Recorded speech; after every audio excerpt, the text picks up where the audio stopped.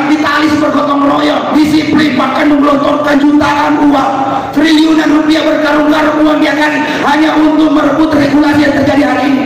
Lantas ketika kita ingin melakukan perlawanan, kita masih hanya menuntut bayaran, terus minta mau perubahan nasib yang nggak mungkin. Dan insya Allah aliansi aksi sejuta buruh ini akan menorehkan sejarah putih bagi Republik ini ke depan, dengan bangkitnya perjuangan kaum buruh yang hari ini yang benar-benar tertindas untuk merebut kedaulatannya sebagai rakyat Indonesia sesuai dengan amanat konstitusi pasal 1 ayat 2 bahwa kedaulatan adalah di tangan rakyat. Itu yang kita akan buktikan nanti, saudara-saudara. Maka tugas kita bersama-sama dengan ucapan bismillahirrahmanirrahim kita sukseskan aksi besar, aksi aliansi sejuta buruh 10 Agustus 2023. Kita semua dari Provinsi Banten, DKI Jakarta, Jawa Barat, kita datang semua dengan 1 juta orang lebih, ya kan? Kita tepung Jakarta, kita serbu istana, minta undang-undang Omnibus Law Cipta Kerja dan undang-undang kesehatan dicabut tanpa syarat oleh rejim yang berkuasa ini, atau kita tidak benar. Aliansi aksi sejuta buruh. Bismillahirrahmanirrahim. Assalamualaikum warahmatullahi wabarakatuh. Alhamdulillahirrahmanirrahim. Kita semua bisa berkumpul di sini, para pejuang-pejuang rakyat yang insya Allah dirahmati oleh Allah Subhanahu Wa Taala. Dan semoga para pejuang-pejuang rakyat yang ada di sini, insya Allah meninggal dalam keadaan husnul khotimah. Itu semua mimpi kita sebagai pejuang-pejuang rakyat yang hari ini jelas-jelas sudah sangat merasakan penindasan-penindasan yang dilakukan oleh rejim kekuasaan mereka. Bahwa kawan-kawan semua, para pimpinan mulai dari tingkat pusat, lebih khusus kepada koordinator aliansi aksi sejuta buruh Bapak Muhammad Jum'at Hidayat dan tuan rumah Ketua Umum SPM Bung Dedi beserta dengan panitia pelaksana sangat luar biasa dalam konsolidasi. Mungkin ini yang paling megah, yang termewah, ini yang pernah kita ini ya dibanding dengan mudah-mudahan, tapi kemegahan dan kemewahan ini tentu saja harus sebanding lurus dengan hasil perjuangan kita. Jadi sangat akan sia-sia jika kita juga tidak memenangkan pertarungan ini, pertarungan harkat dan martabat, juga harga diri kita sebagai kaum buruh yang hari ini sudah diinjak-injak. Kita sudah bukan lagi dianggap sebagai aset negara, tapi sudah dianggap aset oleh rejim hari ini. Jadi kalau anda semua, para pimpinan-pimpinan, kaum pekerja, kaum buruh, baik di tingkat pusat, wilayah, daerah, cabang sampai tingkat perusahaan, tidak punya malu, maka lebih baik kalian kumpul saja dari mudah kain kapan. Kenapa saya bilang begitu? Karena orang yang masih punya malu itu adalah orang yang memiliki harga diri. Kalian dilahirkan ke muka bumi ini melalui sebuah rahim seorang ibu yang dalam keadaan suci dan merdeka. Bahkan kalau laki-laki dipotong 2 ekor kambing itu kalau dalam Islam, dengan dipestakan, dirayakan, diberiakan. Bahkan kalau anda nangis 1 rumah geger. Tidak ada anda seperti raja ketika anda lahir waktu kecil itu. Mana sini yang punya anak kecil? Pasti kalau anak kecilnya lahir nangis saja itu, ada yang cebokin pantatnya, ada yang kasih pampers segala macam. Benar-benar dilayani seperti raja. Nah ketika dia dewasa, setelah mengetahui, sudah akil balik, mengetahui mana benar mana yang salah, tiba-tiba anda dengan secara sukarela, dengan secara ikhlas mau diperbudak oleh rejim ini. Betapa tolongnya kalian sebagai manusia. Itulah sebodoh-bodohnya manusia menerima dirinya sebagai budak dari diri sendiri, padahal kalian diciptakan oleh Allah Subhanahu Wa Taala sebagai pribadi-pribadi, manusia-manusia suci yang merdeka lahir dan batinnya. Anda harus tahu diri.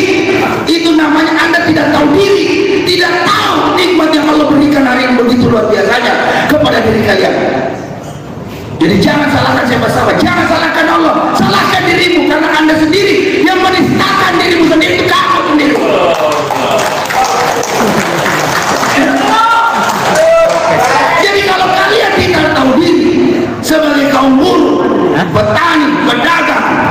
ya kan, peternak.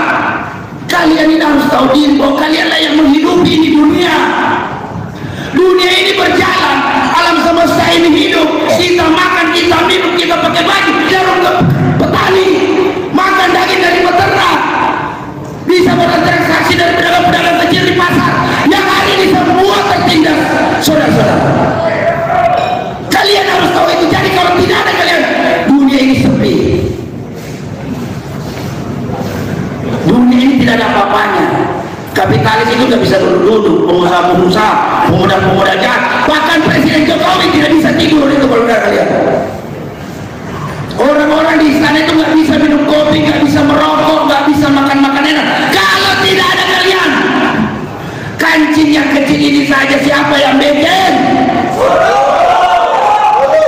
Celana yang kalian pakai, yang Presiden pakai, sepatu yang dipakai, siapa yang bikin? Makanan enak di sana, ayam, daging, segala macam rupa di sana itu siapa yang bikin? Iya, buru-buru peternak, ya kan?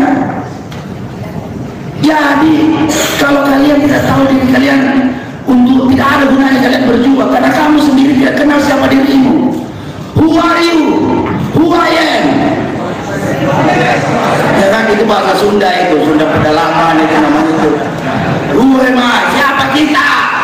Jadi kalau Anda ingin melakukan peperangan, perlawanan, perjuangan secara cerdas, berani dan militan, kenali diri dulu dirimu. Ketahui lawanmu siapa. Kalau kau tidak tahu dirimu, bagaimana mau melawan orang lain? Maka atas asas dasar itulah, bahwa ketahuilah bahwa kita inilah yang menggerakkan ekonomi ini. Pejabat-pejabat itu hanya bisa menjadi bendahara, menjadi akuntan, catat pengeluaran pemasukan, berapa pajak yang mau diambil, berapa pajak rakyat mau dirampok, berapa banyak, itu kerjanya kayak gitu aja. Seharusnya mereka berkhidmat kepada rakyat, tetapi hari ini yang kita saksikan adalah mereka semua sudah menjadi pengkhianat rakyat dengan hanya undang-undang yang paling jahat yang pernah lahir di Indonesia, yaitu undang-undang Omnibus Law, Cipta Tenaga Kerja, Cipta Lapangan Kerja. Belum lagi tambah lagi kemarin undang-undang kesehatan, undang-undang kesehatan, sekarang menjadi undang-undang kesehatan. Ya kan? Kalau undang-undang Cipta Kerja ini adalah penyerahan kedaulatan rakyat secara lahiriah bangsa Indonesia ini kepada kaum pemodal. Kalau undang-undang kesehatan itu adalah penyerahan kedaulatan bangsa ini kepada kaum pemodal secara batin. Karena salah satu unsur kebatinan itu adalah kesehatan. Selain daripada apalagi nih beribadah, kemudian berekreasi, itu kan bentuk daripada bagaimana menyehatkan batin kita. Jadi kalau dulu suka marah-marah itu wajar, karena kurang piknik, batinnya tersiksa, kerja terus, ya kan? Udah kerjanya panjang dari jam berapa sampai jam berapa gitu kan, pulang ke rumah bawa upahnya sedikit, dimarahin lagi sama istrinya di rumah. Kok gajinya kurang? Ini nyumput di mana? Nyasar kemana lagi nih? Jangan-jangan dibagi dua. Padahal itu mah dipotong oleh pihak manajemen. Karena itu tadi regulasi undang-undang Cipta Kerja ini sudah menciptakan upah murah. Sudahlah menciptakan sistem upah murah. Status kerja nggak jelas. Status kerja kita nggak jelas. Tidak ada kepastian kerja. Sampaikan tadi Pak Joko tadi itu. Tidak ada. Ini berdampak sistemik terhadap status pekerja tidak tetap ini. Tidak jelasnya kepastian kerja ini, kasihan, bisa mempengaruhi demokrasi penduduk Indonesia. Kenapa? Karena pekerja-pekerja kontrak outsourcing itu susah untuk menikah. Mana ada calon mertua mau terima? Pasti nanya, kamu statusnya apa? Outsourcing kontrak, waduh mikir-mikir dulu. Ya kan, apalagi misalnya pekerja kontrak dan outsourcing ini selera tinggi, pengen yang cakep-cakep, tapi statusnya outsourcing dan kontrak. Ya kan, sekarang ini masyarakat kita, zaman milenial ini sudah move on semua, sudah melek media sosial. Ya kan, jadi teman-teman yang outsourcing kontrak, jadi kalau cintamu ditolak, bukannya kalian bunuh diri, tapi hancurkan itu tirani. Itulah yang kerok kalian menjadi susah nikah, susah hidup, susah ketika sakit diobati, semua susah. Ya kan? Semua selesai gara-gara undang-undang omnibus sosialan ini. Ya kan? Maka dari itu tadi, setelah kalian kenali dirimu sebagai kaum tertindas, kenapa kita ditindas? Tapi lantas kemudian kita adalah kelompok terbesar yang mampu menggerakkan perekonomian Republik Indonesia ini. Kemudian kita bukannya dihargai, dihormati, ya kan, dijaga harkat martabatnya oleh negara sesuai amanah konstitusi, tetapi malah kita dijadikan keset, bukan dengan aset negara. Ini berarti rejim brengsek, kurang ajar, brengsek. Ya kan? Udah kita marah-marah saja, nggak usah takut. Mulutmu adalah harimaumu. Di aliansi aksi sejuta buruh ini dilarang melarang, semuanya bebas bicara, termasuk anda tadi tingkat POK. Dipersilakan naik di sini menyampaikan aspirasinya, karena asas demokratis hari ini aliansi aksi sejuta buruh lah yang mampu mengimplementasikan secara konsekuen kepada publik dan seluruh anggota. Di tempat-tempat lain tingkat POK boro-boro naik bicara, disuruh bicara, yang ada mah dilarang bicara. Di sini dipersilahkan dengan hormat. Karena kenapa? Kalian semua patut dihormati, dihargai. Karena bukan apanya basis pasukan kita itu di tangan PUK. Pimpinan itu hanya bisa menginstruksikan, ya kan? Bukan juga asal menginstruksikan, tapi memberikan pemahaman, penyadaran bagaimana letak kerugian kita hari ini kaum buruh Indonesia, segala macam dengan begitu banyak pertimbangan, berbagai macam disiplin ilmu yang itu sudah disampaikan, agar kalian sadar sesadar-sadarnya bahwa kekuatan kalian nanti menentukan nanti aksi tanggal 10 Agustus 2023. Asal tahu aja, 10 Agustus 2023 ini adalah pertarungan eksistensi kita sebagai kaum buruh Indonesia terhadap rejim yang berkuasa hari ini, melawan antek-anteknya sekalian. Ya kan? Di media sosial kita diledek-ledekin, ya kan? Saya tersinggung, ya kan, kita diledek-ledekin. Ayo kita, ya kan, masanya sedikit, misalnya begitu. Padahal dia tidak lihat aksi kemarin 10 Agustus 2022. Kemarin kita mampu menghadirkan 500.000 massa, ya kan, dan kita berharap dengan nanti 10 Agustus 2023 ini tentunya dengan melalui konsolidasi yang begitu masif yang hari ini yang kita lakukan, mungkin sangat padat sekali jadwal konsolidasi ini, sampai semua urusan-urusan lain itu kita harus mengalah. Agenda-agenda internal organisasi kita harus tunduk semua untuk mensukseskan aksi 10 Agustus ini. Karena itu tadi, bahwa ini adalah pertarungan eksistensi kita sebagai kaum buruh Indonesia. Lu masih mau dianggap aset atau mau dianggap keset, itu pilihan ada di kepala anda. Kau mau jadi budak atau jadi orang merdeka di Republik ini tergantung anda semua. Jadi kalau kau bilang siapa yang bertanggung jawab, saya nyatakan ini seluruh pimpinan federasi, konfederasi, serikat pekerja, serikat buruh yang tergabung dalam aliansi aksi sejuta buruh, siapa bertanggung jawab lahir dan batin apapun yang akan terjadi nanti pada tanggal 10 Agustus. Ini siaran langsung di beberapa channel YouTube kita. Saya nyatakan kepada Mabes Polri bahwa kami siap bertanggung jawab. Kami juga sudah punya rencana bahwa pemberitahuan aksi penyampaian pendapat di muka umum aliansi aksi sejuta buruh akan diantar langsung oleh para pimpinan ke Markas Besar Kepolisian Republik Indonesia. Kami yang antar langsung, bukan utus-utus suruh orang, enggak, agar mereka tahu bahwa kami adalah pimpinan serikat pekerja, serikat buruh yang siap bertanggung jawab lahir dan batin untuk kemenangan kaum buruh Indonesia.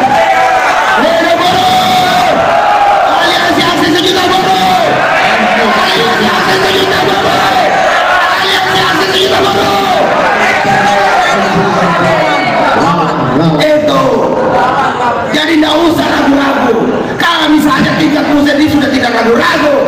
Jangan pula kalian tingkat POK ini penuh dengan keraguan-raguan, karena kehancuran itu melalui sebuah keraguan-raguan. Contoh kecil saja, ini PKWT yang masih bujangan. Kalau lu ragu-ragu nembak cewek, lu udah pada apa itu cewek.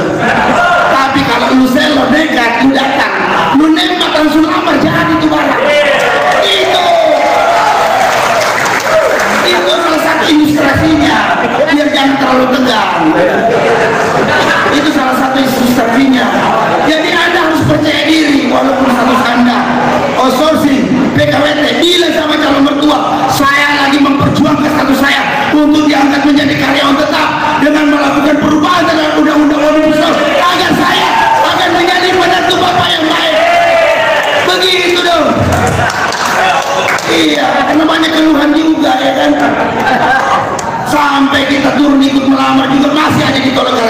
sosor sih. Mana ini? Tolong ini calon-calon mertua ini tolong juga Anda berpedoman kepada asas kemanusiaan yang adil dan beradab. Karena kasihan ini jomblo-jomblo kita ini, banyak yang jomblo-jomblo sudah pun nanti sudah menikah gara-gara undang omnibus law dilarang punya anak, dibatasi punya anak, karena istrinya kalau punya anak langsung diputus kontraknya. Terus Jokowi bilang kita akan mendapatkan bonus demografi dari mana kalau dilarang ini? Tingkat kelahiran mau ditekan-tekan begini nggak bakalan, lebih parah daripada program AB ini mah. Ya kan, kalau hamil melahirkan tidak ada lagi cuti melahirkan, jadi putus kontrak. Kamu bayangkan betapa jahatnya ini undang-undang omnibus law ini. Sudahlah dia merampas harta kita, harta rakyat Indonesia, di mana sumber daya mineralnya. Sudahlah juga dia rampas sumber daya alam kita di lautan. Sudahlah merampas sumber daya alam kita di udara juga, ya kan, karena seluler ini dia mainkan juga semua, ya kan. Sudahlah juga sudah merampas lagi kedaulatan kita, sumber daya manusianya, ya kan. Sudah secara lahir dan batin semuanya sudah dirampas. Jadi kita ini tinggal modalnya, modal apa kalau bukan modal banyak dan semangat. Sarung, ya kan. Uang tidak punya, ya kan. Jaringan yang pimpinan juga terbatas, ya kan. Yang ada yang tersisa adalah mantan pejabat dan mantan anggota DPR yang sudah tentu saja tidak punya lagi kemampuan untuk merubah regulasi, tetapi tidak menutup kemungkinan kita akan kembali, kita akan kuasai republik. Karena sesuai dengan janji Allah bahwa kaum-kaum tertindas di muka bumi ini akan kujadikan mereka pemimpin di muka bumi. Ini bukan tausiah, tapi silakan buka surah Al-Qasas ayat 5 dan 4 itu. Baca itu. Ya kan? Kan memang kita hari ini kalian harus bangga menjadi pasukan-pasukan rakyat tertindas melalui aliansi aksi Sukabumi ini. Karena itu ada sebuah panggilan takdir Anda. Ini ketika Anda menjadi pejuang-pejuang aliansi aksi Sukabumi ini panggilan takdir yang insya Allah akan mampu menghapuskan dosa-dosa kita yang lalu-lalu. Kita ini semua kaum dosa, banyak dosa, ya kan. Hanya dengan kekuatan keikhlasan kita menjadi pasukan-pasukan pembela rakyat ini, insya Allah, ya kan, Allah akan menghapus dosa-dosa kita di yang lalu-lalu. Anda bisa bayangkan ketika Anda meninggal dunia ketika aksi itu, jutaan orang antara Anda ke pemakaman. Itu bagaimana itu? Malaikat itu udah susah burung catatnya itu. Saking banyaknya yang datang, banyak yang doain. Itu yang kita impikan. Daripada kita hidup di dunia bermegah-megahan, jabatan tinggi, segala macam, tetapi kita menipu rakyat, maka kita akan dinistakan oleh alam semesta. Kalau bicara dinistakan alam semesta, maka bumi dan langit itu akan tidak sulit akan menerima arwah kita. Jadi ngambang kayak tai, ya, ngambang nggak ke atas nggak ke bawah, habis dimakan lele. Nah, udah itu nasib itu. Tapi kita ditakdirkan menjadi pasukan-pasukan rakyat tertindas yang memang sudah diperintahkan oleh Allah Subhanahu wa Ta'ala untuk menghapuskan segala bentuk permukaan di muka bumi. Itu buka surah Al-Balad yang pesantren di sini. Ayat 10, 11, 12 itu jelas, itu Allah menjelaskan di situ. Ya kan? Nah, dalam kesempatan ini juga saya minta juga kepada biasanya ini kan kaum buruh ketika lagi kecil-kecilnya semangat melakukan konsolidasi, ya kan, HRD sudah tidak mempan lagi, kasih janganlah begini-begini segala macam kan. Nah, apa aninya? Ya dia panggil ustaz, kasih ceramah begini, kasih tahu itu ustaznya membela kepentingan kaum buruh rakyat Indonesia itu adalah perintah dari Allah Subhanahu wa Ta'ala. Karena kita tidak ingin digolongkan orang-orang yang mendustakan agama. Itu baca surah Al-Maun. Itu siapa pendusta agama itu? Orang yang tidak memberi makan anak yatim dan orang miskin. Hari ini harusnya tugas pemerintah memberi makan anak yatim dan orang miskin. Yang terjadi adalah menghabisi orang-orang miskin. upahnya dibikin murah, sakit tidak dirawat dengan baik, disuruh mati aja kita. Ini menghabisi orang, bukannya menyelesaikan persoalan kemiskinan, tetapi kita malah disuruh mati oleh rejim ini, oleh akibat regulasi-regulasi yang tidak pernah berpihak kepada rakyat. Karena sejatinya amanah konstitusi adalah tugas pemerintah adalah mencerdaskan kehidupan bangsa, mensejahterakan rakyat Indonesia. Yang terjadi bagaimana mau sejahtera kalau kepentingan lahir dan batinnya sudah diserahkan kepada asing? Kita tinggal menjadi jongos di negeri sendiri, kuli di negeri sendiri, menjadi budak di negeri sendiri. Jadi tidak bisa, tidak ketemu logika akal sehat itu, nggak ketemu. Jadi tidak bisa disejajarkan secara objektif, sistematis dan toleran. Nah, maka dari itu untuk mensukseskan nanti di tanggal 10, maka kita harus memiliki 3 faktor: persepsi, kesadaran, pentaatan yang sama. Kalau ini berbeda, itu mustahil akan terjadi gelombang massa yang luar biasa. Nah, hari ini pimpinan-pimpinan buruh persepsinya udah sama dengan Anda semua, yaitu undang-undang Omnibus Law Cipta Kerja ini adalah undang-undang yang sangat merugikan kita sebagai kaum. Ini persepsi yang sama. Tinggal membangun kesadaran ini tadi yang disampaikan oleh Bung Rudi, Bung Yumon tadi sudah sampaikan, dan pimpinan-pimpinan lainnya. Bangun kesadaran kelas. Dan saya sampaikan tadi, lu harus tahu diri bahwa kamu adalah orang-orang yang tertindas, harus bangkit dari ketindasan itu dengan upaya kita sendiri. Jangan pernah berharap terhadap kaum kapitalis, kaum pemodal itu untuk membantu kita, tidak mungkin. Nah, ketika itu terpenuhi, maka tinggal satu pentaatan yang sama. Jadi kalau pimpinannya sudah kasih instruksi, turun-turun benar, lakukan secara ikhlas, lakukan secara sukarela. Jangan bilang bahwa ini mau dibayar berapa, tidak ada. Hari ini kapitalis bergotong royong, disiplin, bahkan menggelontorkan jutaan uang, triliunan rupiah berkarung-karung uang dia kan hanya untuk merebut regulasi yang terjadi hari ini. Lantas ketika kita ini melakukan perlawanan, kita masih hanya menuntut bayaran, terus minta mau perubahan nasib, yang nggak mungkin. Itu nonsens, itu omong kosong. Maka atas dasar itu kalian harus bangkit melawan dengan persepsi, kesadaran, pentaatan yang sama. Karena dengan cara dan sistematika yang benar. Jadi rumus-rumus perjuangan itu sama dengan rumus matematika, ya kan? Cara dan alasannya harus benar sehingga menghasilkan sebuah kemenangan. Jadi kalau matematika itu plus kali plus itu sama dengan plus. Jadi kalau caranya benar, langkahnya benar, itu pasti benar hasilnya. Nah, kalau plus kali min sama dengan min. Kalau caranya benar tapi langkahnya salah, ya pasti salah. Ya kan? Kalau min kali plus sama dengan min, ya kan? Caranya salah, langkahnya benar, itu pasti juga tidak akan meraih kemenangan. Nah, kalau caranya min kali min sama dengan plus, ini kan bingung, loh kok jadi ini.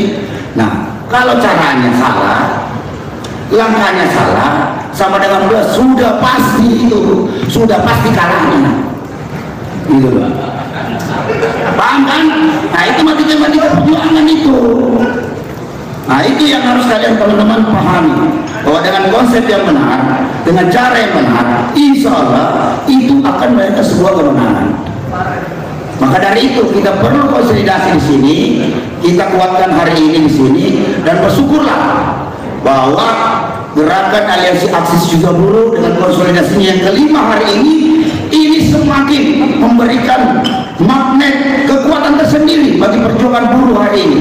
Dan insya Allah aliansi Aksis Juga Buruh ini akan menorehkan sejarah putih bagi Republik ini ke depan dengan bangkitnya perjuangan kaum buruh yang hari ini yang benar-benar tertindas untuk merebut kedaulatannya sebagai rakyat Indonesia sesuai dengan amanah konstitusi pasal 1 ayat 2 bahwa kedaulatan adalah di tangan rakyat. Itu yang kita akan buktikan nanti, saudara-saudara. Ya, Pak. Maka yakinlah seyakin-yakinnya dengan adanya aliansi Juga Buruh ini sekarang makin melipat gandakan kekuatan kita, dan syukur alhamdulillah, ya kan? Ibarat kata sebuah doa-doa kita insyaallah dari para pimpinan dijawab oleh Allah. Hari ini alhamdulillah kita kedatangan tamu besar Pak Joko dari SPN, gitu kan? Itu rahmat dari Allah. Ini membuktikan bahwa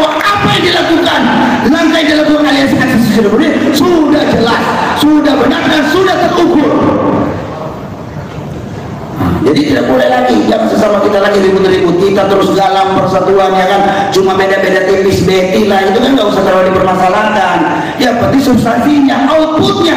Karena tujuan kita hari ini berkumpul dan berjuang adalah meminta kepada rezim Jokowi mencabut undang-undang Omnibus Law itu tanpa syarat.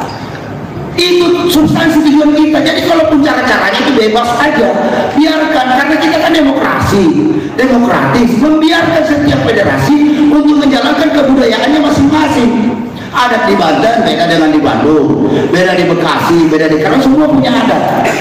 Dan ingat, hari ini di Banten alhamdulillah banyak begini. Ini salah satu basis kaum buruh yang saya pantau 5 tahun terakhir sangat cukup militan sekali, ya kan. Kemarin juga di Kerawang, kemudian Bandung, nanti di Bekasi, ya kan, Jakarta. Ini semua kantong-kantong buruh yang militan hari ini, yang hari ini benar-benar sudah kelihatan bahwa ketidakpuasannya, kebenciannya terhadap lahirnya undang-undang Omnibus Law ini. Maka tugas kita bersama-sama dengan ucapan Bismillahirrahmanirrahim, kita sukseskan aksi besar, aksi aliansi sejuta buruh 10 Agustus 2023. Kita semua dari Provinsi Banten, DKI Jakarta, Jawa Barat, kita datang semua dengan 1 juta orang lebih, ya kan. Kita kepung Jakarta, kita serbu istana, minta undang-undang Omnibus Law Cipta Kerja dan undang-undang kesehatan dicabut tanpa syarat oleh rezim yang berkuasa ini, atau kita tidak menang. Aliansi aksi sejuta buruh.